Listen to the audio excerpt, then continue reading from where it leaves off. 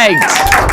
The Alliance is ready for 2015. Good almighty, man. It's getting crazy. I'm telling you, it's going to be a wild year. It's going to be the best year the Alliance has ever had. I want it to be your best year. So today's conversation, today's TWC is all about how you can have your best year ever with the Alliance. I am so fired up. I was watching a video of a friend of mine. He was telling a story about an Indian chief.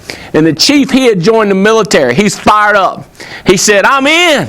I don't care what y'all doing, man. He said, I'm in. We're going to go get them. Let's go get them. He was fired up. He said the first thing they did, a bugle went off. And the bugle said it's time to get up. And then he said they had a bugle went off and it said it's time to exercise. A bugle went off and it's time to eat lunch. The bugle went off. It's time to exercise. A bugle went off. It's time to take a break. Bugle went. And the bugle this, bugle that, bugle, bugle, bugle. He said, oh, man.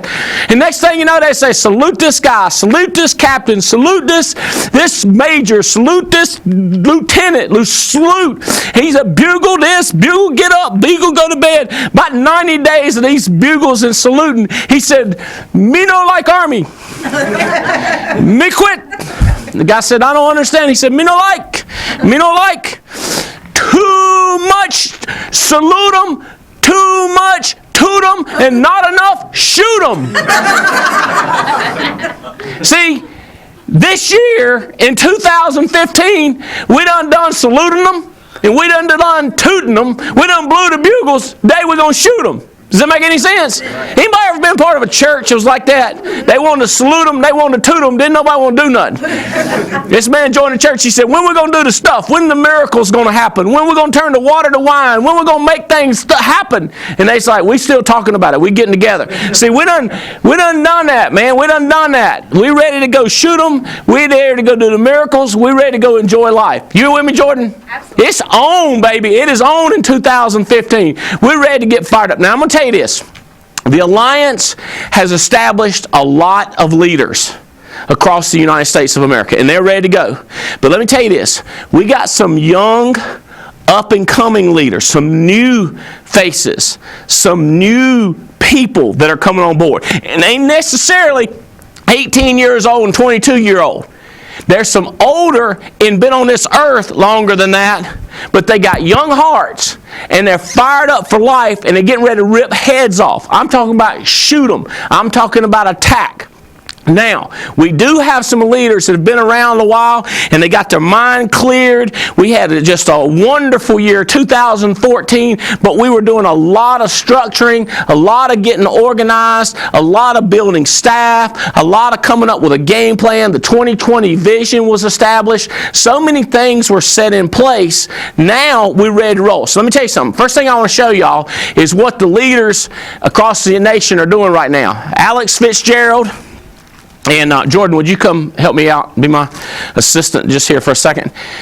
Jordan, all the leaders across the nation are getting this right here. We subscribe to this right here. It's called the Rob Report. And I'll guarantee you Alex Fitzgerald has done what I'm getting ready to show you.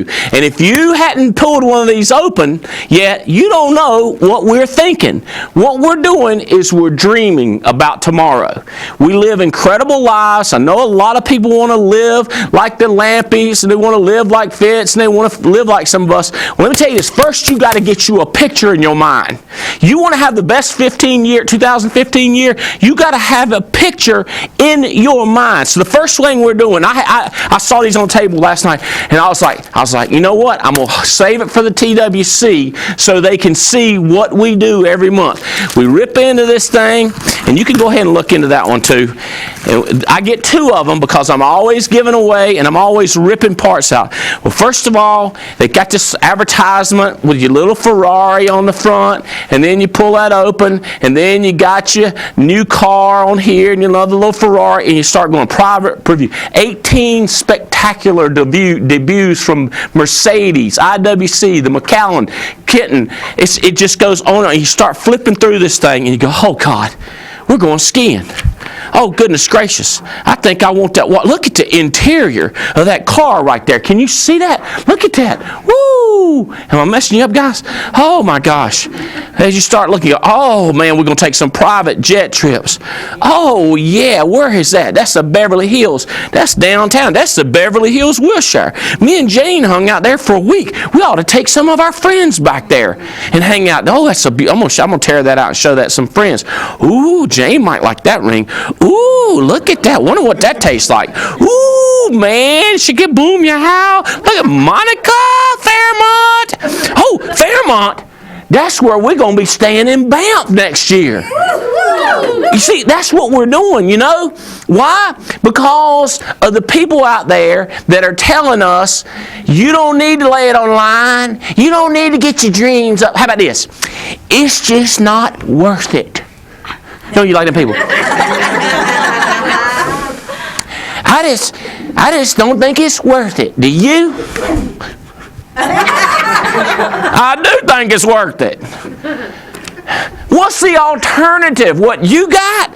Oh, baby, look at this right here. Oh, that's the new Rolls. You can get you one. Starting price of $286,000. That's not bad. That's starting to get within reason. $320,000 for the bigger wheelbase, which we want to have a bigger wheelbase, right? We don't have no small wheelbase. Who the heck wants to go out on the road with a small wheelbase and it's only like $40,000 or $50,000 more? I mean, Dad gum, look at this. Have you thought about getting a glass of that? The Culinary Masters competition in Vegas. Might like to go out there and see if we could attend that and see if they know how to make foie gras. Yeah. See, this is what we're starting to do. Oh, wait. The Academy experience for Rob Report readers. High intensity mission simulation. I haven't seen this one. Excuse me. Whole exclusive for mission-based team building experience. We could do that out at the cabin. Oh, yeah, out near my house. Oh, yeah, baby. Exclusive mission-based team building. Man, see, we get these ideas. Check this out. Is that good stuff? That's just one of them. Okay, home and style, tasteful retreats. So we can check this out. Oh, yeah. Oh, dude, I'm telling you, the hacienda. Oh, yeah, look at that. Oh, man. This is what we're doing. We're starting instant class.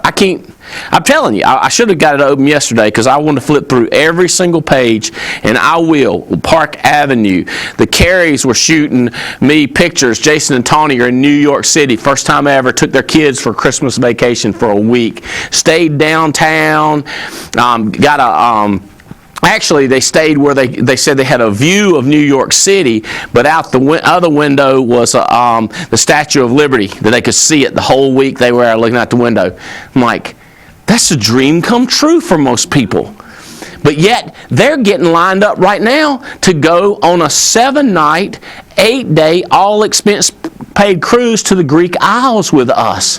Fly them in 2 days early and hang out in Venice. This is crazy. It's what dreams are made of, and people don't know that this is going on right in front of them. And listen to this. I'm going to tell you something.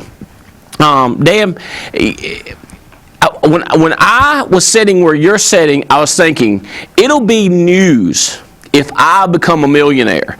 People, it'll be like earth-shattering. The world will stop. Let me tell you something. No. Nobody will notice, nobody will object, nobody will care. You'll just start making $1,000 a week, $5,000 a week, $10,000 a week. All of a sudden you're at $20,000 a week, and you're going like $20,000 a week. That's not that bad. No, it's only $1 million a year income. That's all it is. $1 million income is just $20,000 a week. You start thinking like that. It's not that much to get that done. If you had 10 guys doing $20,000 or 20 guys doing $10,000, 20 people doing $10,000, that would be $200,000. With a 10% spread, that's $20,000 a week. Hello? Does this make any sense to y'all? You say, well, let's break it back down. You're talking about a week, you're talking about a month. So you need, it's a simple concept. Okay, y'all tracking me on? You hear me on this? This is not hard. Okay, this is you. Check this out. This is you, and you start hiring winners. And you're not trying to do it all yourself. You're finding people who can find people. In other words, you don't want the worst people, you want the best people. So we're trying to find the best people. So per week, okay, how much do you need? You need $200,000 in premium per week with an average of a 10% spread. So no matter how many people you get, all it's got to do is add up to $200,000 in premium a week. 10% spread is $20,000. It's $1 million income. That's a tough goal. It's not a tough goal. It's tough to see. What I want y'all to start seeing is this right here. Back up just a little bit, Jordan, so you can see this. What I want you to start seeing is like this. At agency manager, to get to agency manager, you need 4 people. One of them is an IBA. All he needs to be selling is 1 a month. To get to a BP is this right here. It's one genius that you hired who has one guy selling and another guy selling. That's your BP. That's halfway to agency manager.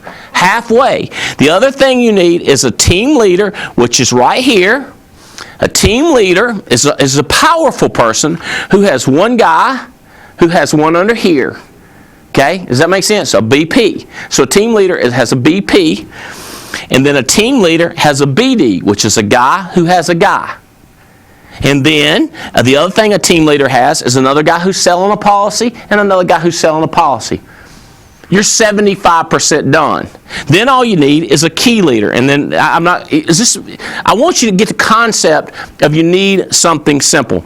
Jordan, you get a lot of help. Grab a seat, pass those around. I want y'all to tear out anything you see in these magazines. I want you other guys to talk to your managers. I want you to start picturing stuff that you want. Okay, I want you to picture what you want. I want you to start dreaming. Listen, I'm not talking about a week process. I'm talking about right now. Go to the store, pick up a magazine, start thinking what you want. Okay? And quit. Listen, let me tell you something. You cannot live in this mediocre range. You either got to be glad or you got to be mad. Okay? All right. You need to either be fired up or ticked off. You with me? I'm doing okay, I'm doing average. You're going to end up staying on that path. The only way you're going to get up here is if you're there or there. That's going to get your butt in gear. My mom always said, you know what burns my butt? A fire about that high. See, if you want to get your butt burning, you need to figure out how high a fire you need. Listen, you might be fired up for 10 minutes after the show. You might not be fired up at all. And you say, he didn't fire me up. It ain't my job, bruh. I'm trying to explain to you. I'm going to explain to you some things to get your butt moving. Okay? One is figuring out a dream, figuring out a goal, something that you want to do with your life, something that you want to accomplish. We've created this chart right here that says the first thing you need to do to become a BD, that's you hire somebody and get them selling. Blah, blah, blah. How hard is that? BP, that's you do like this. You get 2. And you can follow this chart all the way up. To get the team builder, all you got to do, that's the team builder structure right there. Boom, yow. That's the team builder structure right there. That right there is team builder. And you can follow this chart all the way up. Up here, you should be in a 200,000 plus range, 300, 500, million, $1.5 million, $1.8 million, 2 million. We can show you the math on this. It's not complicated stuff. You got to picture what you want. And you got to get with it. You got to get moving. Here's the thing. When people don't have a picture of what they want, what they have is, it's like they don't know. It's a void. It's just an emptiness of what you're going for and what you're trying to accomplish. That's why I've been asking people. I've been asking James Hill. I've been saying, dude, go for EVP. What are you going to go for? EVP? Are you going to go for district manager? You want 2 key leaders? I'm saying, bro, to executive vice president, all you need is 4 agency managers and 2 key leaders. That's 6 decent people. 4 agency managers, 2 key leaders. So now when you're interviewing and when you're talking to people, we're hiring everybody. But we're thinking, who can grow to at least be an agency manager? Who will take that response? So you get this, I know what I'm trying to accomplish. I know what I'm looking for. But if you don't know, there's no clear picture. There's a voidness. There's an emptiness. There's a I feel him. You start getting swing. You can't see what you're fighting for. So there's a couple of things. One is lifestyle that you want, and then what creates that. EVP creates better lifestyle than most people have ever dreamed of in their life. Actually, regional manager and national manager is above most people's self-image. All right, okay, I need to move on. All right. Now, here's a fact. Most people want to commit. They want to. They go, I want to. But they're afraid to. They're afraid to commit because they think they might fail. And we've heard the saying, shoot for the stars, you might miss, you'll get the moon. Somehow, I got to ask people to act as if you knew you would make it to the stars. Act as if you knew it was going to matter. It comes down to self-image. I said, wonder why more people don't come and sit in the office for a week with us and then come back 6 weeks later and sit a week in the office or 2 days. And people say, well, it's inconvenient. It's hard. It's my schedule. And then when I ask people, they say, oh yeah, I could do it. And I go, why don't you? And I don't mean it to be like a smart aleck, like I'm trying to beat them down when I say, why don't you? I really want to know, like, what's holding you back? Is it the child care? Is it your wife won't let you? Is it you like sleeping on your own bed? Let me ask you something. Is it because you are doing pretty good? Are you in a comfort zone and you're not mad? You're not ticked? You're not fired up? You're not excited out of your mind? What gets you mad? I've done this before. Is it the expectation or is it the hate? For me, it was the hate. I hated being broke. I hated sitting in the nosebleed sections. I hated sitting in the back of the concerts. I hated not to buy the clothes I wanted. I hated, it wasn't like, oh God, I can't wait to buy a $3,000 pair of boots. It wasn't that. It was, I hated hand-me-down shoes. I just did. It wasn't I want to fly a jet. I hated when my car didn't start. I hated to have scratches that I go, well, we don't want to fix it now, we'll fix it later. I wanted to fix stuff now. My wife wanted it fixed now, so I wanted it fixed now. Because when she was more happy, I was more happy. I hated not having the money to do that. Does this make any sense to y'all? This is a simpleness that I want to keep. I'm going to keep going. Okay, let me tell you this. All right. What do you need to do? What do you need to do? Who do you need to talk to? There's 2 different who's. Okay? Who do you need to talk to? If this is you, who do you need to talk to? Who is communicating with you in your upline? Who cares about you and who can talk to you, Brandy? Who is it that you can talk to about getting you to where you want to go? Where you want to go. Okay? And then, of all the people that y'all are hiring and you meet and answer Craigslist and you meet them on the street, which ones of these people, which stars, which ones can help you get to where you want to go? Is that a crazy question? I was talking to a guy just in the last 48 hours, and I said, who are you brainstorming with? Who are you saying I'm frustrated with? Is it mama? Is that who you're talking to? Is it a person that it's the same level of you? Are you talking to a person that's this level, you're this level, and this level? You make $50,000, they make $47,000. You make $50,000, they make $61,000. Is that what you're doing? Are you hovering all down in where? Who are you talking to? Okay? So if you're talking to a person down here in your organization, and they're not ambitious, they're not mad, they're not glad, they're not fired up, how's that going to get you to where you want to go? If you're not talking to someone up here who's growing, who's ballistic, who is committed, who is returning texts, emails, phone calls, you can see them out there, how are they going to help you where you want to get to go? Let me tell you something. If you're talking to a person right in here, that'll keep you afraid. That'll keep you scared. You need to be talking to a person up here, and you don't need to depress yourself by talking to a person down here that you know they're never going to be a business promoter. They're never going to be a team builder. They barely can dress, or they're irresponsible. They can't remember to call you back. They hadn't signed up for class. They can't pass the test. We need people down here that can help get you up. That's like a rocket ship can't take off if some of the boosters aren't blowing up. If they're not, you're not going to take off. All right, simple stuff. Our activity book, I'm not sure if we've got it. Our activity book this year is unbelievable scheduling with it, okay? So what you need to start thinking about is, who do I need to talk to and what actions do I need to take? What's my calendar?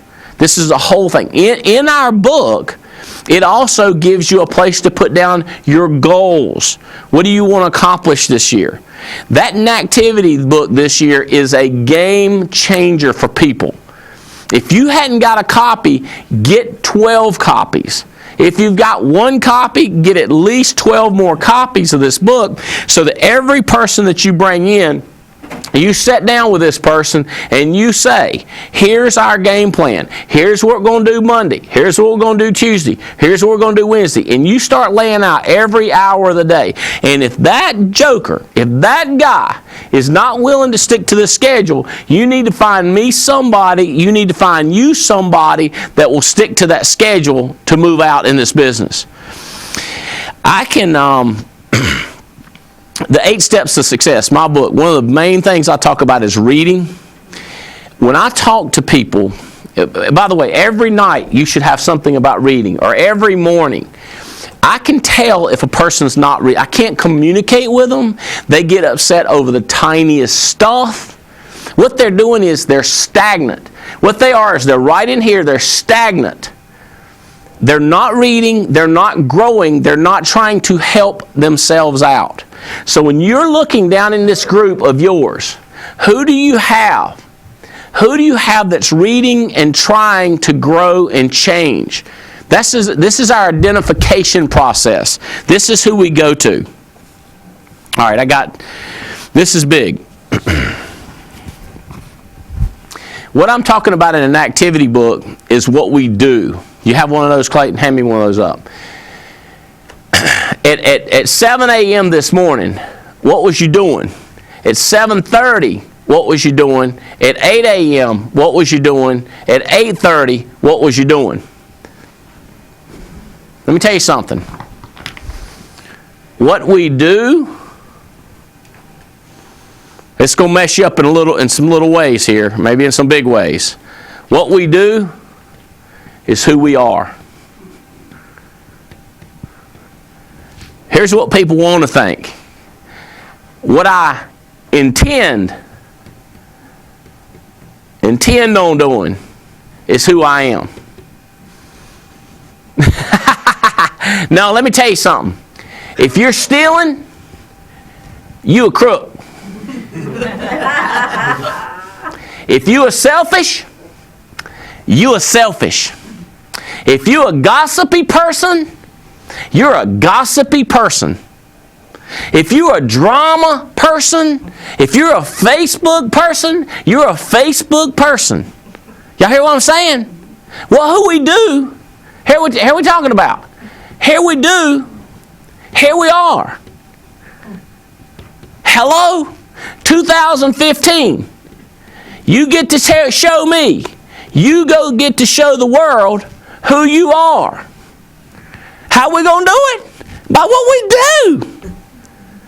You see what I'm saying? This year going to be the best year ever. Because people are going to figure out who we are. I mean, when I say who we are, I think of that show, We Are Marshall. Have you ever seen that movie? We Are Marshall. It's college where it's a great movie. Well, I tell my son, who you are is my son. Come here a minute. You see the way you handle this right here? That's embarrassing to you, or that's embarrassing to me. You see the way you handle this right here? That makes you look good, makes me look good. So my wife and my son are up in Pittsburgh on a hockey trip. And they go in this real rich neighborhood, restaurant. You know why? Because that's who they are. They go in a rich restaurant because they are rich. You with me? And they say, it's overcrowded, we ain't got no seat. Well, my wife, this ain't her first rodeo. She knows how to say, please. She knows how to say, is there any way? She also knows how to do like this. Look around. And she sees a spot right over there at the bar. And she said, my question is there open seating at the bar? Ma'am said, yes, there is. Now you said, well, the waitress should have known that. Whose job is it? She the waitress. She the stewardess. She not the person that runs the place. My wife. She says, how about there? They say, yes, sit down. So they sat down, and my wife, because she is who she is, she looks over to my son and she says, look around. Because we'll be able to tell who's who when they come in here. Guy comes in, he's got the long overcoat, just camel wool, looking at Jane said, yeah, he's somebody. So he sits down, and the bartender says, hey, Jack, can I get your usual? Yeah. And the other bartender comes by and she says, hey, Jack, how you doing? And she punches my son. She said, see, they know who he is. So my son says, well, sounds like you've been here before. Can you make any recommendations for us? And he's like, I sure can, son. Where are you from? Because my son don't sound like he's from Pittsburgh. Tracking? Well, this guy don't sound like he's from Pittsburgh either. And so they have this conversation. Turns out he's from London. And he is a partner in a law firm up there. And he gets to talking. You with me? Who we are is what we do. You hear me? So he's talking to my son about hockey and on, and then he tells my wife, he says, this young man will go places because of his manners, because of what he does, because of the way he acts. They try to pay, their meal is paid for because this guy's done picked up their tab. And he said, you got to do it for the right kind of people. You with me on that? Gives them a card. Cold contacts my family is what he's done. He's met them, got their card number, he's got theirs. You with me? See, what we do, what you do on a day in, day in basis is who you are. And you determine that. And what you do determines what you get. To get the best 2015. I'm telling you, look at this thing right here. You got to start looking through this. You got to start looking through this. If you hadn't got one of these, you got to get you one. I'm telling you, got everything in it you need. First quarter, draw out your group. Positive bright spots. Who have you contracted? What's your monthly calendar look like? And then this is a monthly calendar. This is for the month of January. But then what you do is every week you break down what you're going to do every day. There's Friday through Thursday. Everything you're going to do. Everything you're going to break down. Y'all tracking on this? How many of you already got your calendar fixed out? Don't go to bed tonight. Say, I ain't. I'm going party. It's New Year's Eve. What you do is going to show me who you are. That's who you are. If that's who you are, that's who you want to be. But if you want to be somebody else, if you want to be somebody else, you got to do something different. This is the do book. This is the what shows you who you are book.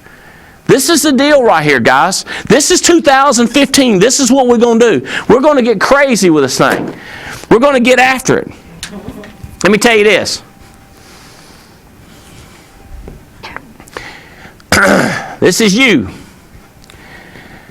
How you see you is typically the way you see others.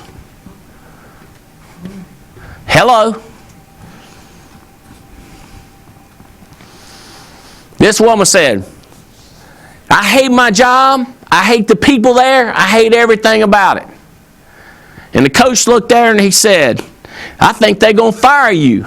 She said, why are they going to fire me? He said, well, do you want to work there? She said, yeah, of course. I don't want to lose my job. See, people don't want to lose something, right? But she hates everything there. And he says to her, he says, ma'am, do you want to keep them from firing you? She's like, why are they going to fire me? He said, ma'am, I don't think you and them can stay in the same location. And they're not going to move. It's too much hate there.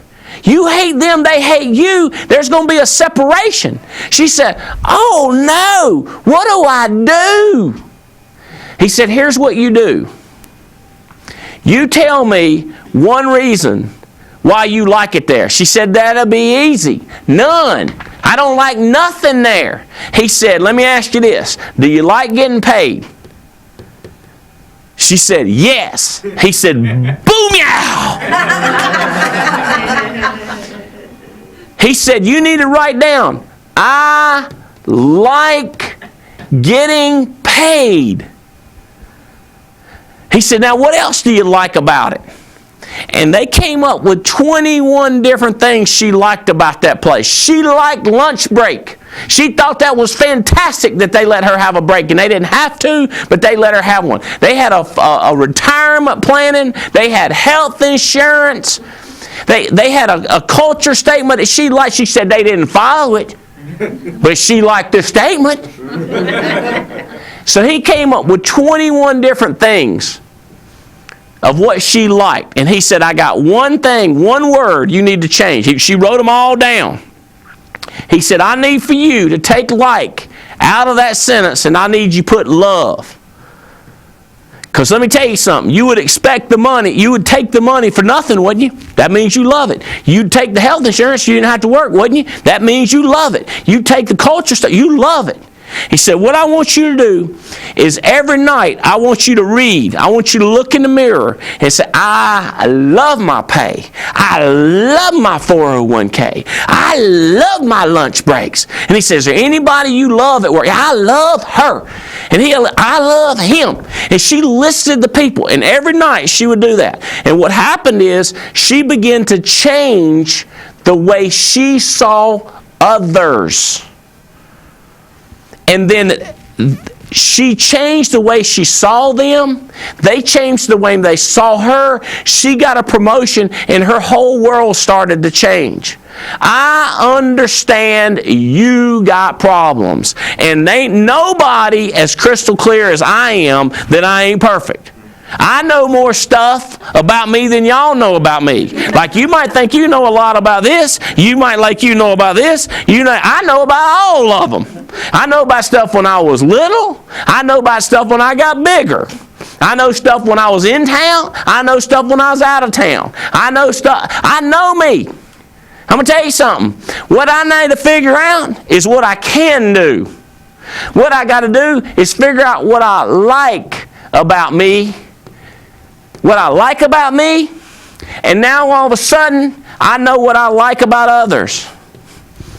And I got to start looking for the like. I got to start looking for the love. And I got to quit worrying about the problems in me like I got to worry about the problems in you. Hello? Y'all hear what I'm saying? Can I get an amen out there? Is the whole world alliance out there? I'm going to tell you what, dude. Let me tell you something. What I like about Banff. Have y'all seen my new surroundings? We are in the hunt. We got the camouflage going on. We in the hunt for people we like. We're looking for people that want to grow like us. People want to change, want to live life. What I like about Banff, look at these shots. Look at this Fairmont. It looks like a castle because it is one, baby. It's crazy, ridiculous, beautiful. Look at these excursions we're going to be taking. Look at these sights we're going to see horseback riding. Can you imagine just riding that horse and just coming down that path and looking out over the lake? All this stuff, helicopter ride, massages, the spa, the taste of Banff. It's going to be incredible. What do you like about it? What are you going to do? I like my house. I ain't against where I live. I just want to go somewhere else with my wife. I just want to take off. I want to go with my buddies and hang out. We got to think about where we're going. Let me tell you something. Today is the last day of the qualification for the Greek Isles. Tomorrow is New Year's Day. That's the first. That's the day. If it gets issued tomorrow, it goes toward Banff. Today's the last day. Some of you guys pushed all the way through, and if you just barely made it, I am so happy for you. I am jumping up and down and cheering. I'm telling you, it's going to be beautiful. If you didn't make it, what you need to focus on is Banff. You focus on what you should have done, could have done, would have done, and how you want to hand out, and how my staff won't give you 16 points. You focus on all that. All that's going to do is stop you going forward. You need to focus on what you're going to do and what you're going to accomplish. Because how you see you is how you see others. And if you see the future is brighter, then you're going to see it brighter for everybody else. But if you see everybody else holding you down, then you're going to see you holding you down. Hello? It's the way it's perspective. If you see yourself as happy, you're going to see others happy.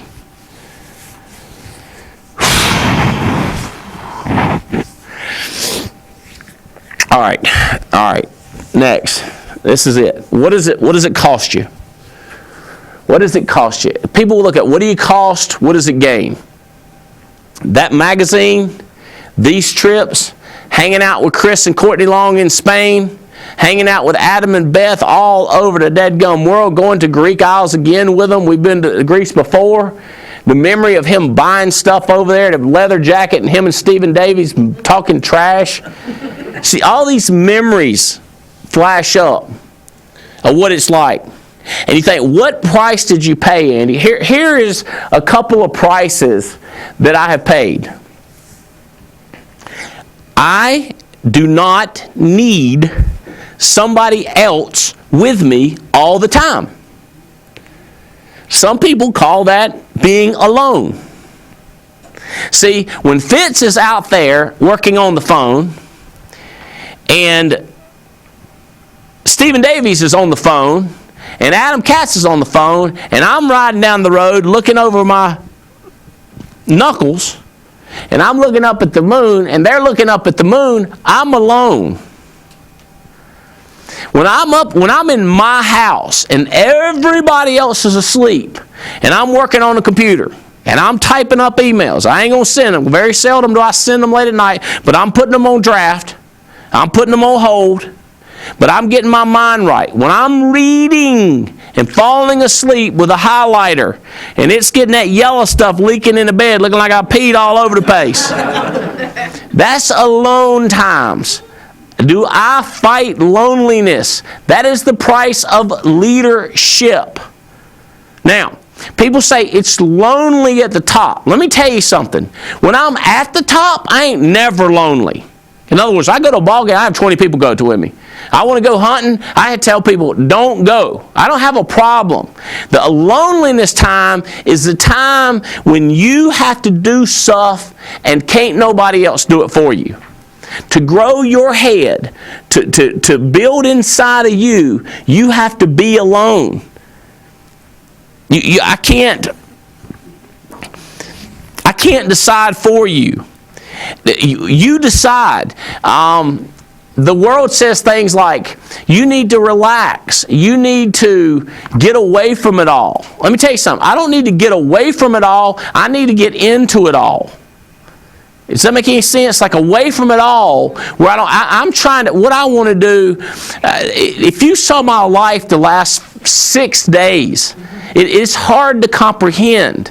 Like my buddies tell me, said, when you tell people, they don't, it's just unimaginable. You know, our Christmas, I don't want to tell you the Christmas stuff that we did, but I do want to tell you. I'll just say, the first thing we did was the bowl game. NC State was in a bowl game, and me and my son fly down first class. Just me and him. 50-yard line seats, 13 rows up, perfect seats. It's crazy. That's crazy. And to me, that's just a dream come true. But while we're down there, we decide we're going to get to know some nature. Okay? So the next morning, we have a driver pick us up, and we go to this exclusive ranch out in the middle of nowhere in Florida. And it's a hunting ranch. And they have dinner waiting for us. And they've already scouted the territory out for hunting. It's like you can't, like, we're not going to go in the woods and sit and look at squirrels and do nothing. We know they got this thing set up. The first day we see fallow deer, we see zebra, black bucks, wild hogs, rams, goats. It's crazy. Y'all hear what I'm telling you? Axis deer. These are all exotic game. And we're just saying, what do we want to shoot? What do we want to mount? What do we want to do? And we do it all. I mean, I kind of want to tell you, but I don't want it to sound too crazy. But we had a blast. I will tell you one thing we did. We went out with this dude called the Alligator Slayer. Okay, now what's crazy is NC State just whipped Central CFU, Central Florida University, that is, CFU. We just beat them in a bowl game. Well, the Alligator Slayer, he's an engineer that worked at Lockheed Martin, super sharp guy. He's the Alligator Slayer. Made so much money doing this and raising alligators and swiping alligator eggs and tanning hides and processing the meat and all this crazy stuff. On the side, he quit his job. And now this is all he does, is hunting fish. I mean, when my son comes in and starts taking pictures of your truck, you got a truck. You know what I mean? I mean, Spencer knows a truck. I mean, it's just, and riding down the road talking with him, and he's talking about how he says, you know, you can't get other people to go for it. And I was like, well, that's my job, is to find other people and to get other people. That's how we grow our business, is we find other people. So I try to tell them how do you make a difference? He said, I don't like telling people because you just can't make them do it. And I go, well, I'm not making them, but what I'm trying to do is, Tony, I'm trying to give them the choices that they can pick what to do. Maybe they don't know there's an option. And here's what he said.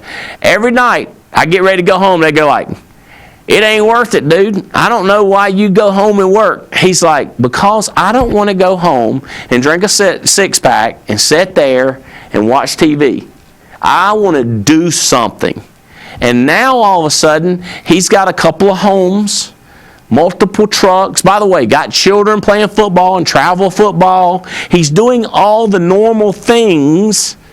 He just figures out how to do it while everybody else is sitting back sucking. I miss my mommy. I was little. My mommy would let me cuddle in her arm. What the heck? I love your mommy too. Take your thumb out of your mouth. Let's go. So here we go. Me and Spencer up on the back hood of a truck with a rifle laying on the hood of the truck. Y'all hear what I'm talking about? With towels and gun rests laying up there looking for alligators. And a man up there with, I promise you, he had half his teeth. I'm going to tell you what. And Bo, I'm going to tell you what. He'd fix them pants and he'd be like, don't shoot that. He ain't about 6 or 7 foot. And you're looking at a blood gum dinosaur, you know. Boo! Get away! Boo! He'd scare him away. He'd go like, that right there, that got some promise. No, that ain't even 10 foot. And then we finally find one. He go, shh, that-one's got to go. You with me? So we captured an 11-foot alligator. Y'all hear what I'm talking about? Okay. All right. So here we go. So this is 3, 6, 9, 10, 11. Y'all with me on that? Yeah, buddy. Did you with me on that? Y'all see parts of him again. Here's, I mean, like I just want to say, it's me and my son get to hang out like that and do stuff like that. And we got our media got to travel with us, so we got it all on film and video. So me and him wouldn't have to take pictures. We took pictures, but we got it all on film. That's just things like that. Y'all can do it, but you gotta decide. And when you're alone and you go like, I just want to hang out with my buddies. Okay, that's the price. You don't have to cut off your arm. You don't have to kill your firstborn son. You don't have to murder your dog. What you have to do is be alone sometimes and do your thing. Is that a heavy price? It is a decision that some people don't make. People talking about weary. How about this one? Do you do your fair share, or do you do more than your share? I'll give you this. This is a price you have to pay. This costs money. If this is your fair share, this is how much you got to do. Why do you have to do more than your fair share? Because the guy over here is doing that much. Somebody's got to do it. I have to do more than I'm supposed to do. Cats, I have to do more than I'm supposed to do. Beth, I got to do more than I have to do because I have to make up for the other people that won't even do what they're supposed to do. This is the price of leadership.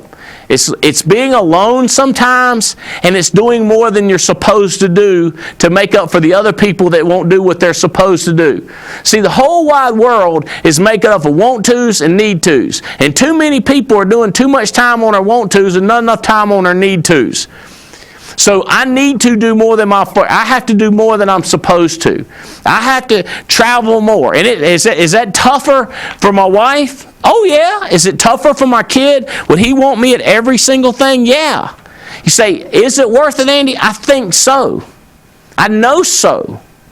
Because I see other people and they struggle with stuff that's like, oh God, you know, you're in a non. Here's if I can draw it. I don't know if I could think I could draw it. The average and mediocre people are like this. They have a whole life full of frustration. They have a whole life full of frustration. What we end up having is we have a life of fun, insane amounts of fun with intermediate times of loneliness and discomfort. Does that make sense? These people are never alone. They never sacrifice. They never give anything. They never stay awake all night. Have you ever stayed awake all night to pass an exam? And you got your degree. Congratulations, you have a 4-year college degree like 10 billion other people. Okay? You did it. Let me pat you on the back. Now the rest of your life, if you will continue to do some all-nighters, you will continue to do some week-long work strategies where you're working 20 hours a day. Then you will get to see unbelievable fun, not mediocre fun where you're wondering if you can afford a second drink. You're wondering if you can afford appetizers. You're wondering if the guy with you is going to pay his share of the bill. Oh my God, embarrassing. I hate it. I was like, if he don't pay, I'll pay it all. The only problem I want to have is maybe if there was a fight, meaning I was going to pay, or my brother-in-law thought he was going to pay, or my father-in-law was going to pay. I didn't like my father-in-law paying. Embarrassing. Adam Cat talks about it. He hated that. That's how Adam moved up. He hated the embarrassment. It wasn't that he wanted to pay and he was so jacked up. He just hated the embarrassment. I didn't want the embarrassment. I don't want to live the whole life full of frustrating things. Therefore, I'm willing to shed some blood. I'm willing to shed some blood here I'm willing to shed some blood here. I'm willing to shed some blood here. I've already got my calendar out, and I've got some blood shedding periods. And I told Revis, I said, right here, that's a little bit crazy, but I'm going to do it anyway. It's a little ambitious. It's a little much, but somebody has got to give more than they're supposed to give.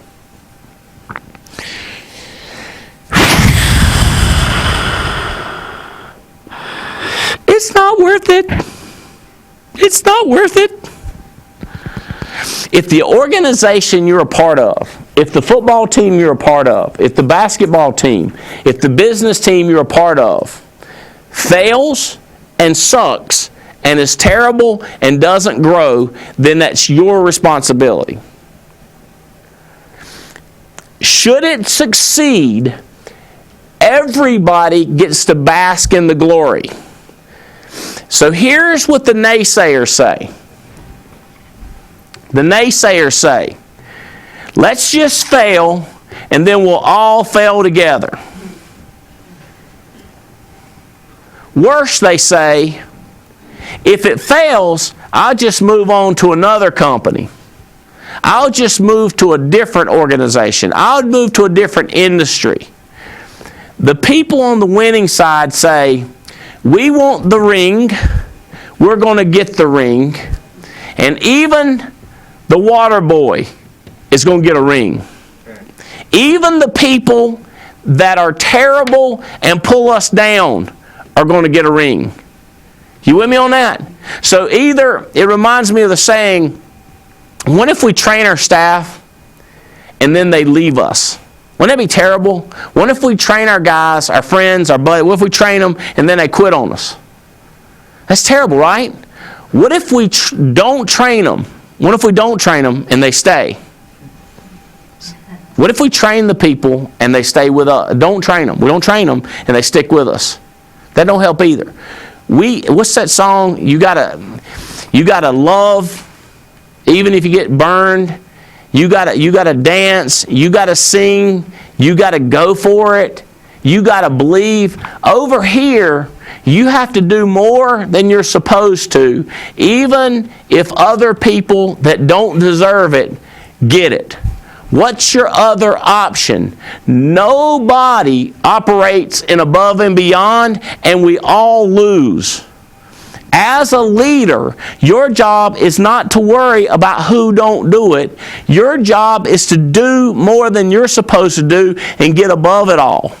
This is the facts. This is the way it works. It's not my decision. As a matter of fact, it don't thrill me. People say, how would you like it? I'd like to just get a lottery ticket, win $1 billion, and be extremely happy. My son told me today, he said he was pulling up the trending thoughts. What are people talking about on social media? People were talking about Robin Williams killed himself. And I told my son, I said, yeah, people can't figure that out because he had the $1 billion lottery ticket. All he wanted, on the ocean, beautiful house, fame, notoriety, married to one great woman, another great woman. Why? Because he was always looking for that thing that was going to make him happy. And he didn't understand that staying and doing, that's the price you pay for happiness.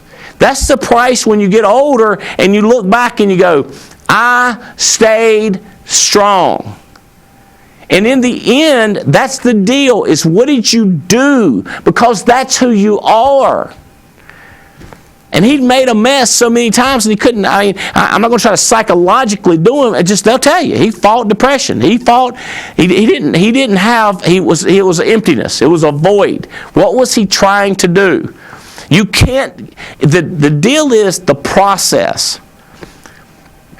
The victory is in the process of fighting for something. That's why you enjoy loneliness. That's why you enjoy weariness. That's why you look out to the moon and you know that the other winners are looking up too. That's the price. That's how much it costs. You can't write a check. The cost is that. The cost is the process. That's why the books. That's why the magazines. That's why the dreaming. It's not for the attainment of that cigar. It's not for the attainment of that car. It's the process that you go through to get it. And then you reset. The happiness in these levels is the setting and the process. And the process. Right now, that's what I'm shooting for. My team knows it. I know it. Chairman's Council. When we hit it, we're going to change levels. We're going to add a level. We're not going to end. We're going to keep going.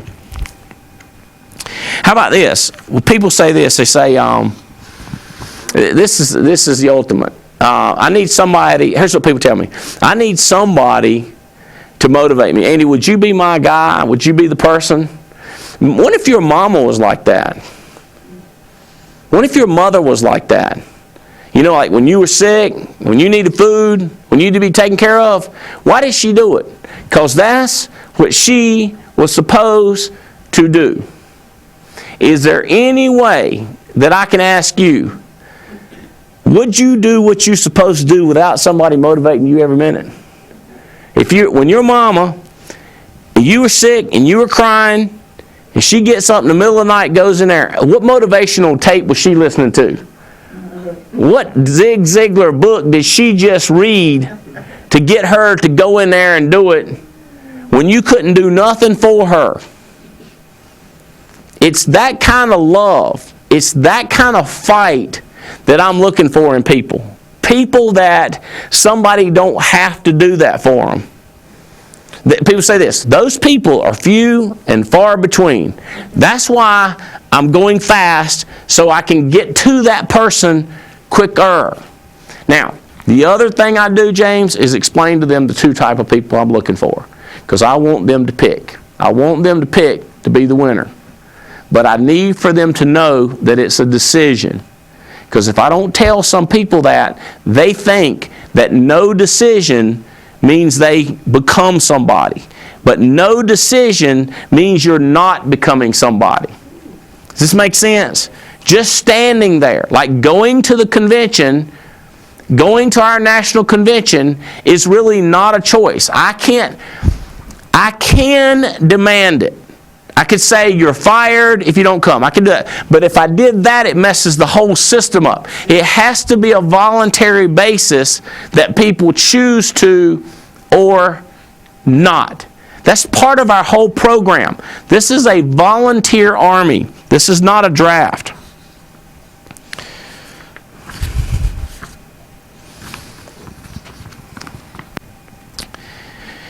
Let me tell y'all something. 2015. It's the year of the do. It's the year of defining. We've never been set up like this.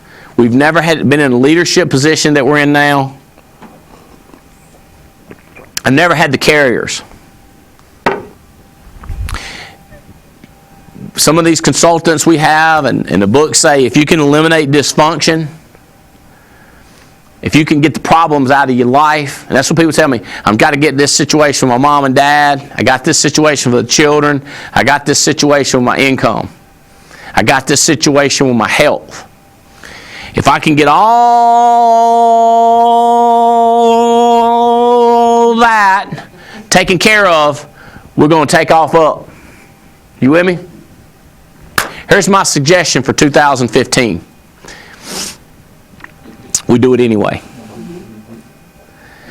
We pretend like it's taken care of. And what we do is every chance we get, when we live our life, we sneak in work. We sneak in 15 appointments. We sneak and we run about 32 Craigslist.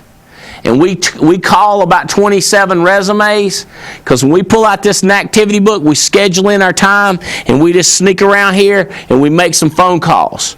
And then we make up the bed, and then we make some phone calls.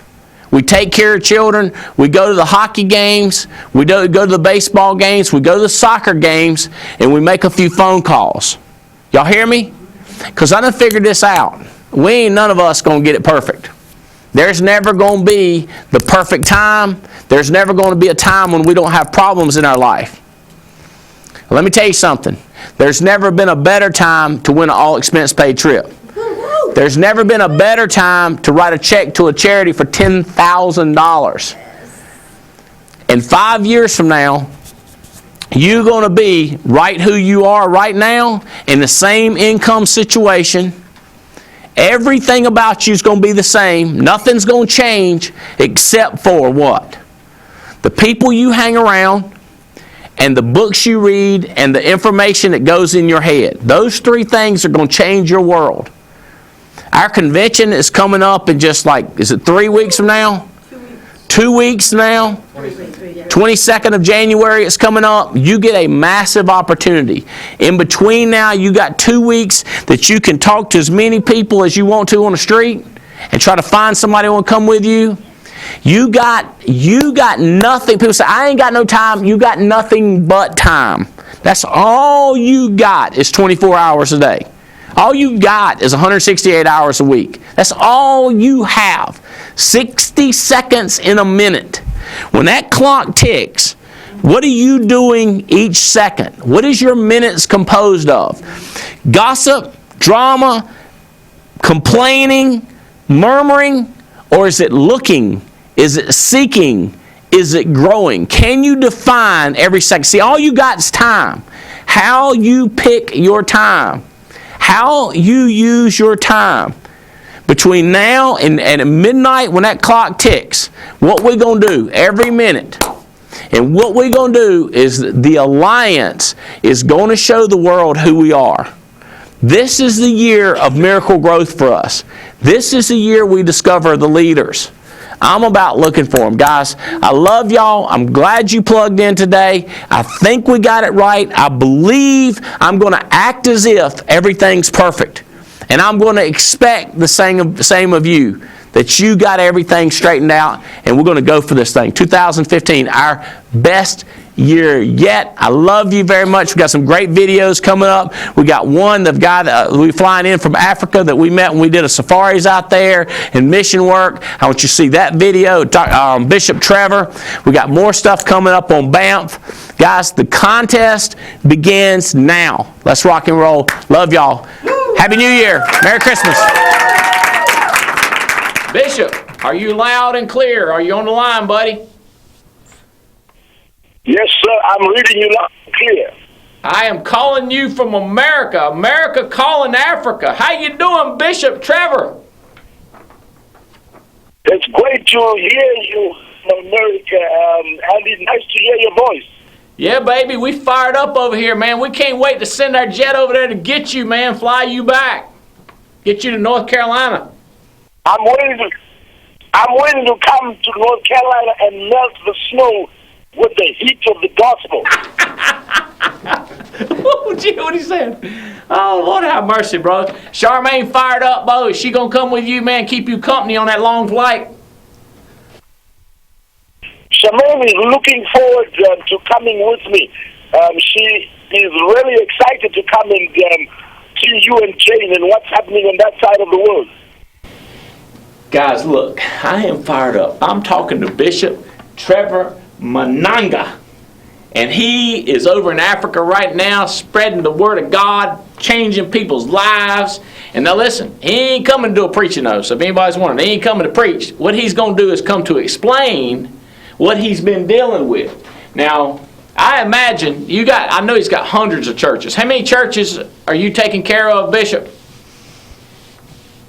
I'm taking care of 250 churches, Andy. Are they under good management?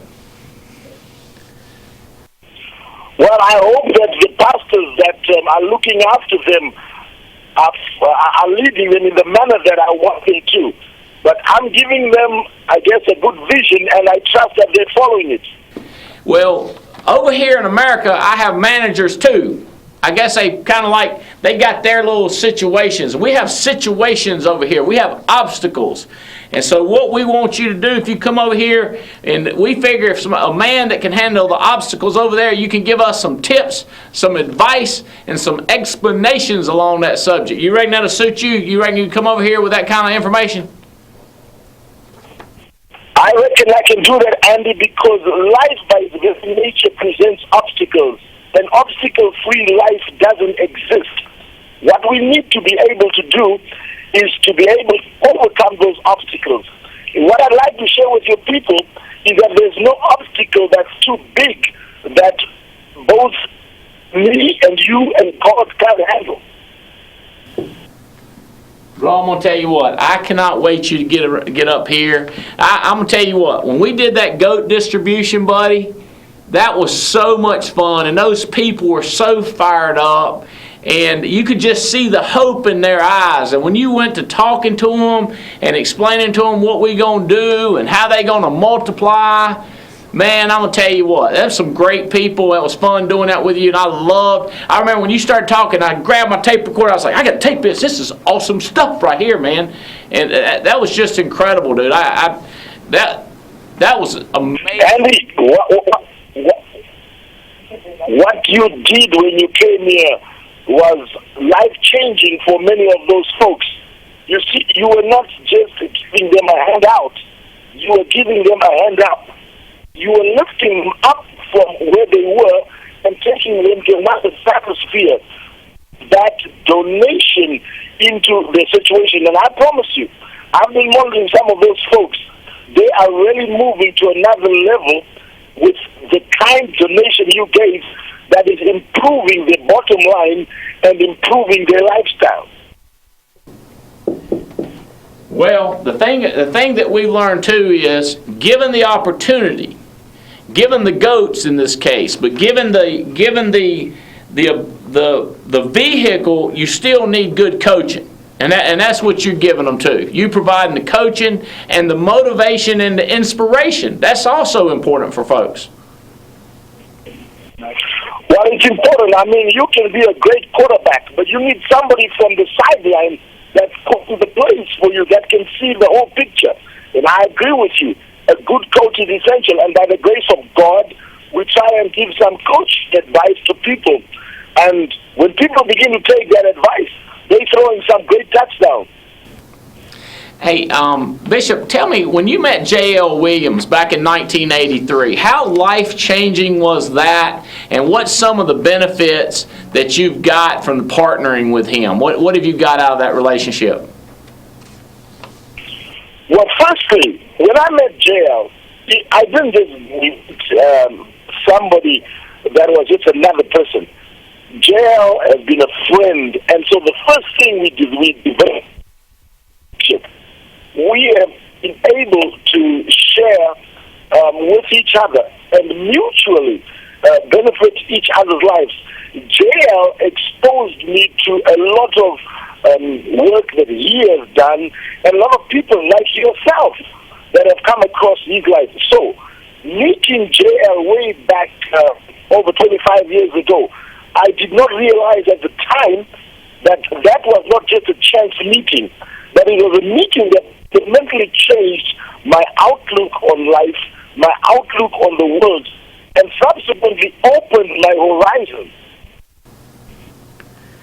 Well, that meeting was not chance. It was divine. And I really feel that us bringing you here is going to mean that to other people. They're going to say, that time, that weekend that I went to Raleigh, North Carolina, we're going to have people flying in from Hawaii, driving in from Miami, driving in from Nashville, Tennessee, all over the United States.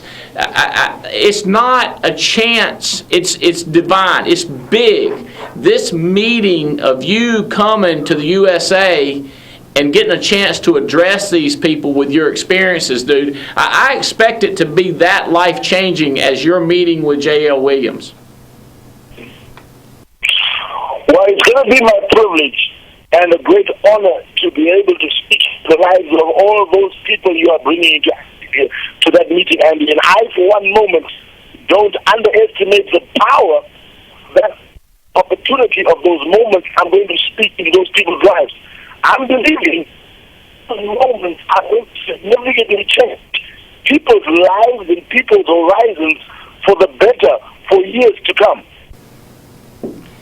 I have 100% confidence. I knew it when you were preaching. I knew it when you were talking to those people. I knew it when you were walking around among them. I knew the way they showed you respect and how much they loved you and appreciated you. And they were talking about how you had changed their life. Brother, I am so excited about it. And we're going to have you go around to some other places to speak while you're here, not just our convention. So, dude, I am so pumped up. This is going to be monumental. This is life-changing for me, man. I'm so excited to see you, buddy. I cannot wait. And I think, Andy, the more I've thought about it, me meeting you, I don't think it's just a chance meeting or a once-off meeting. I believe that God is going to enable us to do things together in partnership that's going to rock people's lives and rock communities. I believe in teamwork. I'm a great believer in team sports. And you need somebody to throw the ball, but you need somebody to catch the ball. You need somebody to run with the ball. You need somebody to call out instructions. And I believe that what's going to happen in January is going to be a great beginning of some great things for a great God. I hear you, brother. I'm praying for you. Tell your family, tell all your children I love them, man. We love seeing y'all. We cannot wait to see you again. All right, buddy, I got to rock and roll. I love you so much. I can't wait to see you. Love you too. Give my regards to Jay and put a big hug for me. Okay, buddy, I'll do it. Talk to you later.